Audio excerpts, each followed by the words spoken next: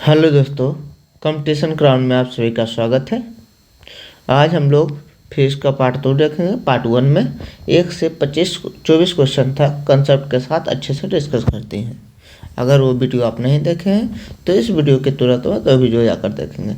इसमें हम कंसेप्ट के साथ क्वेश्चन कर रहे हैं और क्वेश्चन वही कर रहे हैं जो किसी न किसी प्रीवियस ईयर में आए हुए। देखिए, पहला कह रहा है क्वेश्चन कौन सा था? सदिश राशि। एक बार पहले समझ लेते हैं सदिश राशि क्या होती है।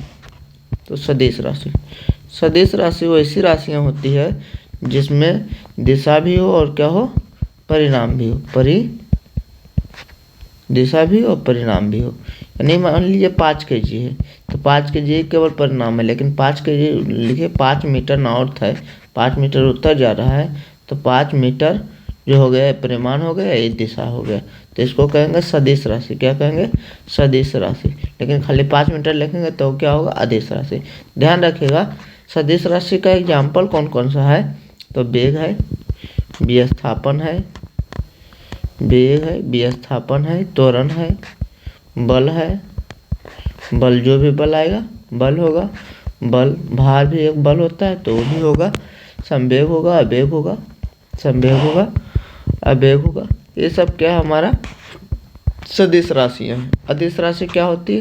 अदिश राशि होती है जिसमें केवल परिमाण हो, केवल उसका मान हो, परिमाण हो, उसको क्या कहते हैं? अदिश राशि। जैसे एग्जाम्पल में समय हो गया, दूरी हो गया, चाल हो गया, और क्या क्या हो गया? समय, दूरी, ऊर्जा हो गया, दाब हो गया। ये सब क्या है? विद्युत धारा हो गया। ये सब क्या है? याद रखिएगा, अदिश राशि है। तो ध्यान रखिएगा, जिसमें पूरा बा आ रहा होगा, पूरा बा आ रहा होगा, पूरा बा आ रहा होगा, बा या बा, पूरा बा आ रहा होगा, वो सदिश से याद रख सकते हैं। और जिसमें ये दोनों अब बात है विद्युत धारा और क्या, दाब, मैक्सिमम में पूरा बा आ रहा होगा उसको सदिश कह देंगे। इससे ध्यान रखने के लिए सही है, बा या भा आ रहा होगा उसको क्या कहेंगे? सदिश। लेकिन एग्जाम्पल में क्या याद रखेंगे? इसको ध्यान रखेंगे, दाब और विद्युत धारा सदिश नहीं, क्या अदिश। अब देखिए क्वेश्चन बनाते हैं। क्वेश्चन में क्या है? कह रहा है कौन सा राशि सदिश राशि है? तो सदिश राशि नहीं है। संवेग को सदिश, पूरा बा आ गया, पूरा बा आ गया, कोणीय वेग बा आ गया। द्रव्यमान क्या है? हमारा अदिश राशि है, यानी सदिश नहीं है। अदिश राशि है तो अदिश राशि बल को सदिश कहें, संवेग को सदिश कहें, तो ये दोनों तो नहीं होगा, तो ऊर्जा क्या है? अदिश राशि। अगला देखिए कौन सा, अगला क्वेश्चन है, कह रहा है कौन सा सदिश राशि है? कौन सा सदिश राशि है?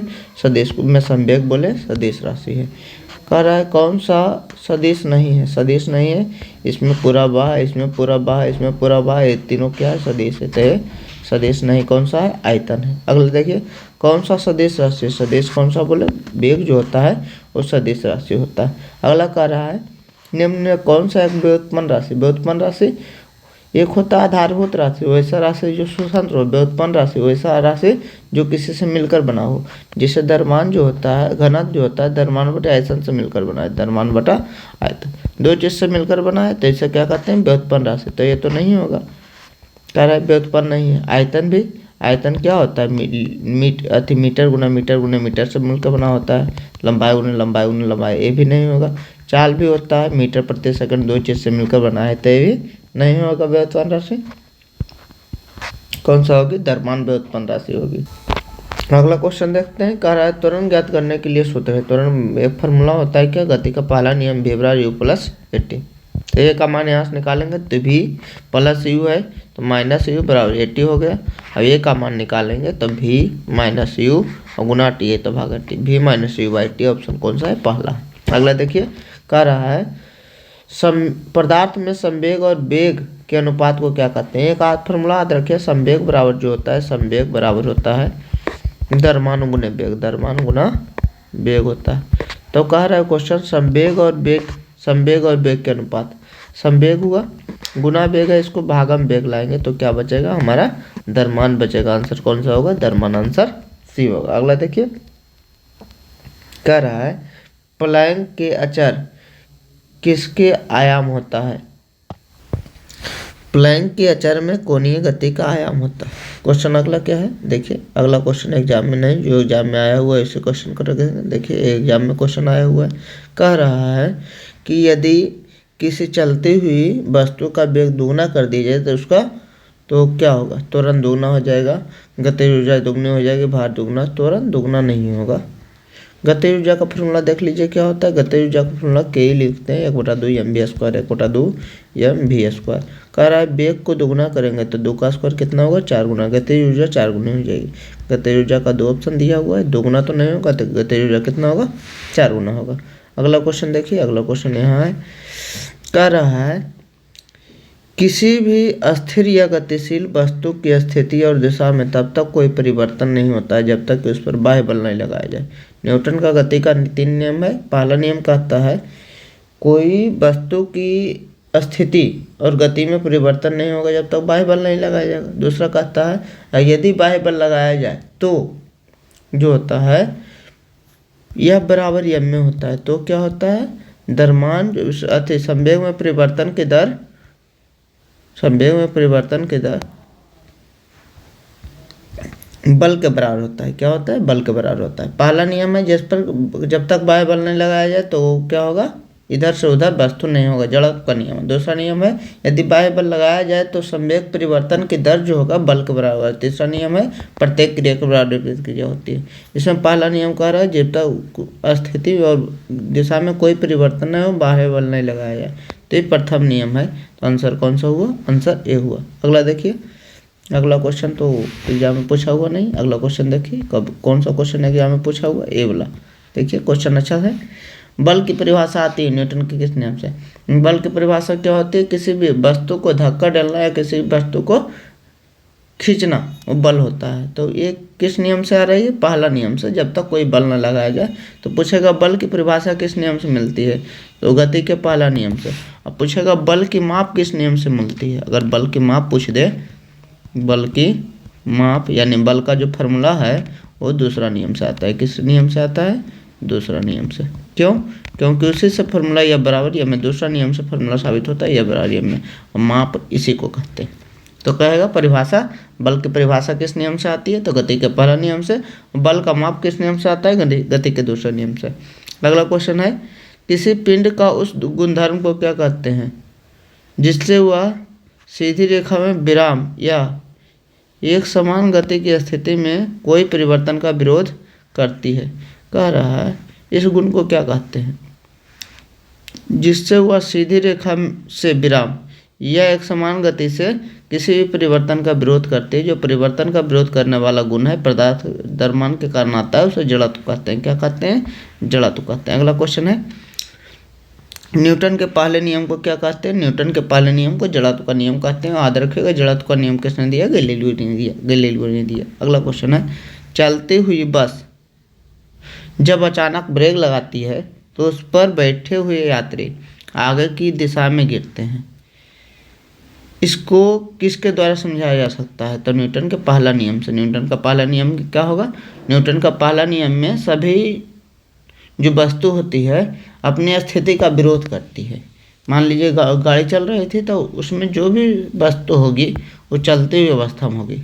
जब ब्रेक लगा तो गाड़ी तो रुक गई और गाड़ी के संपर्क में जो शरीर बॉडी का जो पार्ट था वो तो रुक गया, लेकिन शरीर संपर्क में, सिर जो था संपर्क में नहीं था, वो आगे की ओर झुक जाता है। तो न्यूटन के किस नियम से, पहले नियम से। अगला क्वेश्चन है रॉकेट के सिद्धांत पर कार्य करता है। रॉकेट न्यूटन के तीसरे गति के नियम के सिद्धांत पर कार्य करता है।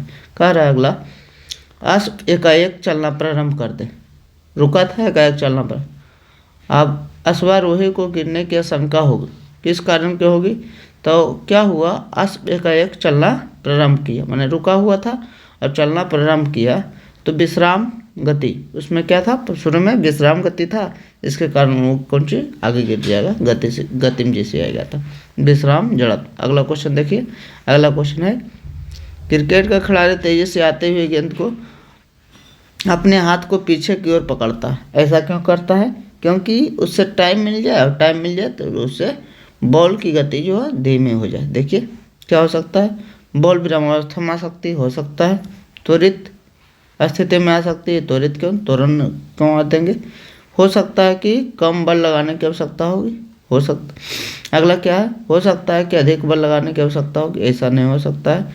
देखिए क्या हो सकता है, इसका आंसर जो होगा, इसका आंसर क्या हो सकता है, धीरे धीरे करके बॉल जो है विश्राम की स्थिति में आ सकते हैं। अगला क्वेश्चन देखते हैं, अगला टाइप क्या है, कह रहा है बल गुणनफल है। बल का परिभाषा क्या होता है, बल कुछ फॉर्मूला लिख लीजिए जिससे बल बराबर एफ बराबर होता है एफ बराबर एम में। एफ क्या है, बल है, एम कौन चीज़ है, द्रव्यमान है, एक बल है, एम क्या है, द्रव्यमान है, एक क्या है, त्वरण है, पूछ सकता है।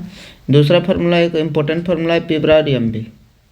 पी क्या है, संवेग है, एम क्या है, वेग है, एम क्या है, द्रव्यमान है, बी क्या है, वेग है। एक क्वेश्चन आता है आई बराबर एफ टी। आई बराबर इम्पल्स मैंने आवेग है, एफ का मतलब बल है और टी का मतलब क्या है, समय है। ये क्वेश्चन इससे आया था, अगले वीडियो में कराए थे। और क्वेश्चन याद रखिए, फार्मूला याद रखिए, ए बराबर 1/2 एम बी स्क्वायर। ये फार्मूला भी ध्यान रखिए कि क्या है, गतिज ऊर्जा है, गतिज ऊर्जा है, एम क्या है, द्रव्यमान है, भी क्या है, वेग है।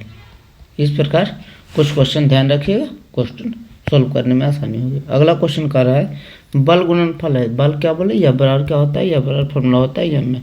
एम क्या है, द्रव्यमान और त्वरण का गुणनफल। आंसर कौन सा होगा, बी आंसर होगा। अगला क्वेश्चन देखते हैं, देखिए जो आया वो क्वेश्चन है शरीर का वजन। शरीर का वजन क्या होता है, हम जानते हैं जी का मान विषुवत रेखा पर सबसे कम होता है, विषुवत रेखा पर सबसे कम होता है।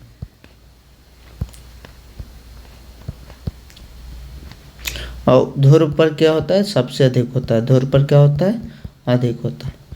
तो वजन जो है उस तो पृथ्वी जिस बल से टानेंगे उसी को वजन कहते हैं, इसको जिसको भार कहते हैं, भारी mg होता है।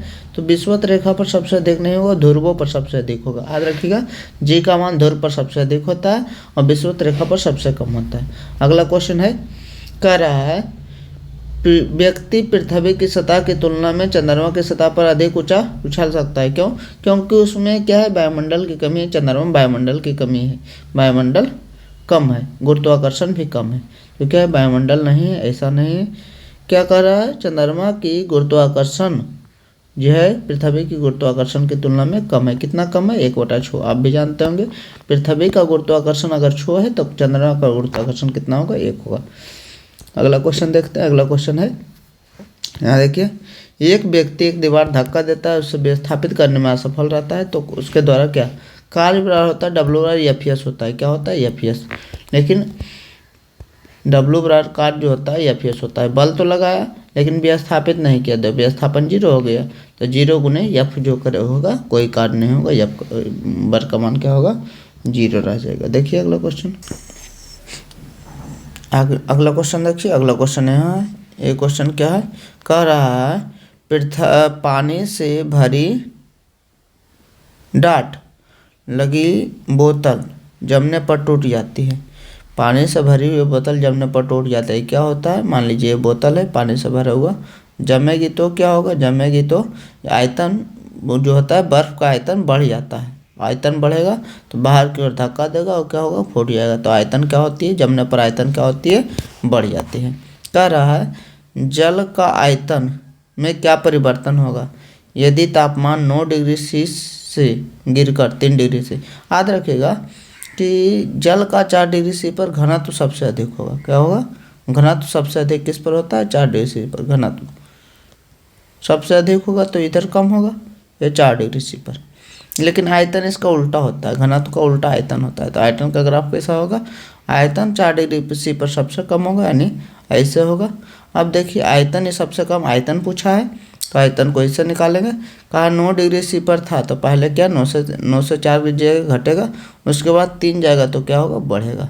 तो पहले घटेगा फिर बढ़ेगा, पहले घटेगा, आयतन पहले घटेगा फिर बढ़ेगा। आंसर कौन सा, आंसर सी। अगला क्वेश्चन देखते हैं, अगला क्वेश्चन है, एक झील में तैरने वाली इस्पात जहाज नाव के लिए नाव द्वारा विस्थापित पानी का भार क्या होगा।